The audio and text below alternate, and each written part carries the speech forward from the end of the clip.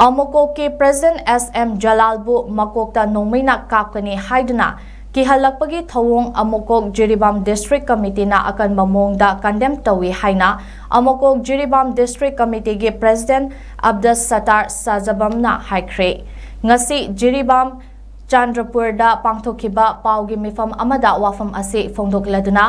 ABDUS SATTAR na hai tha asigi taranitoida United Manipuri Muslim Development Organization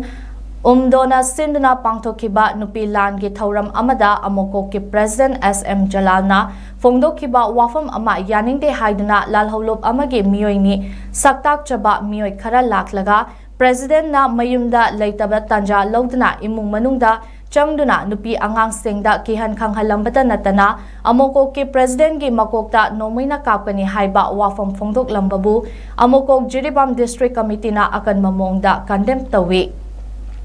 Loinana thaudok aduda imung manunggi miyoy singna akituzungba leiriba asigi awabadasu saruk yagani hairi matungda asigumba miyamgi luchingba amada kihan khanghanbagi thabak tawbiganu hainasu appeal tawkhe loinana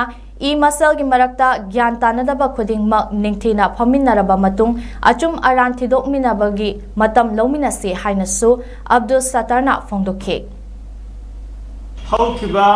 December gitang train toy leba pokpa namita United Manipuri Muslim Development Organization na sinduna pangthokiba nupi lal gi thoram amada Ammococ ki President SM Jalal na fongdokhiba wapambu yaningde haiduna lal holup amagi miyo singni sakta chaba miyo khara laklaga President na mayumda leitaba tanjada imung manungda changlaga nupi angang singda ki halambata natana Ammococ ki President bu makokta nongmaina kapkani haiduna hairamba wafambu Ammococ Jiribam District Committee na Akanba Mawongda Condemn Touwi loinana imung manunggi awabada saruk yajari matungda asigumba miyamgi luchingba amada kihan khanghanbagi thabak tawbiganu haina appeal tawjari maselgi marakta gyan tanadaba khudingmak phaminaraga achum aran thidokminanaba tanjalominasi haiduna ningsingjeri